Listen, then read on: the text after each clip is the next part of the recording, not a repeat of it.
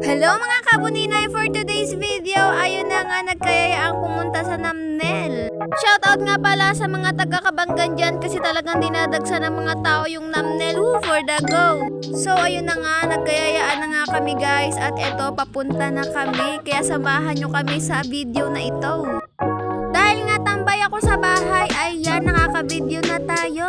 Woo, for the go! Kaya nga kung nag-iisip kayo kung saan kayo mag-outing with your family, nako dito na kayo pumunta.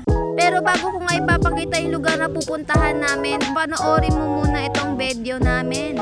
I just wanna flex nga pala itong part na dito sa pinagtatrabawan ng mama ko. Tignan nyo guys yung bundok, ang labo-labo.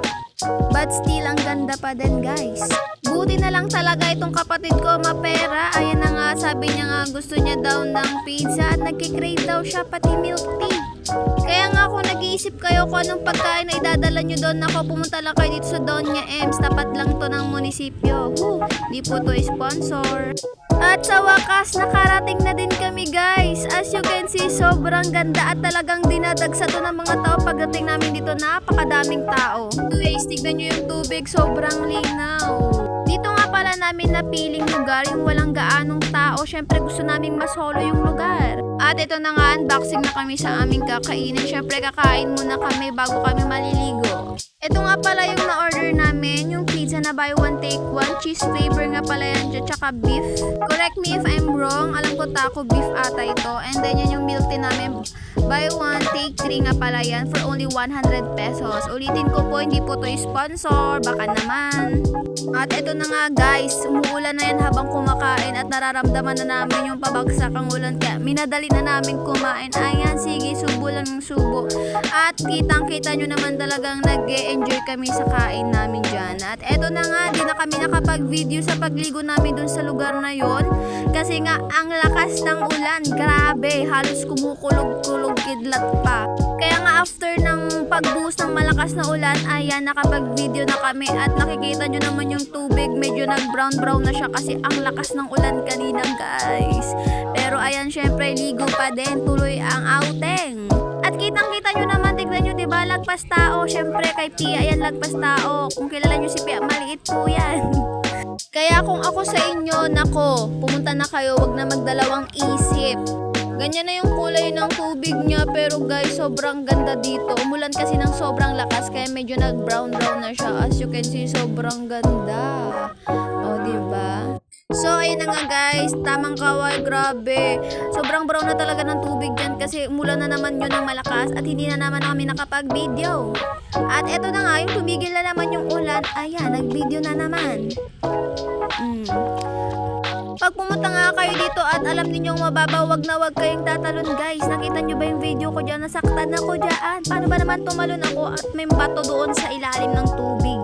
Pero guys, sinasabi ko sa inyo, nako, kung nagbabalak kayong mag-outing, dito na kayo pumunta sa Namnel.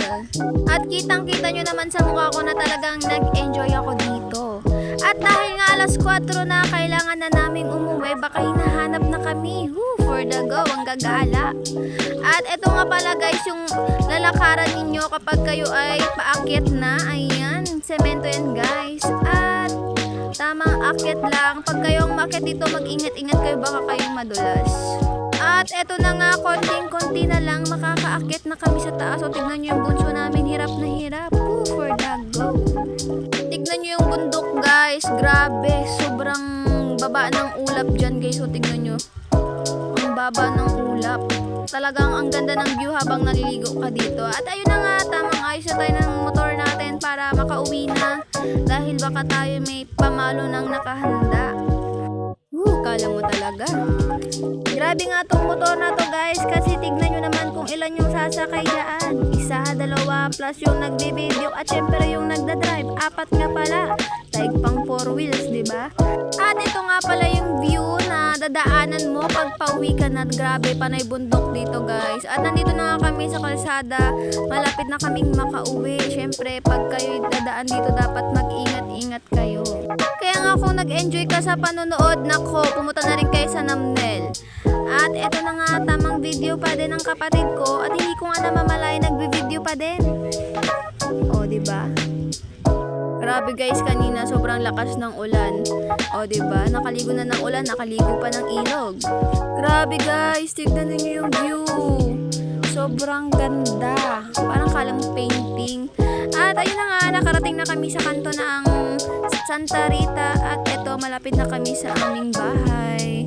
Ayan, nakarating na kami ng maayos. Thank you Lord sa pag-iingat.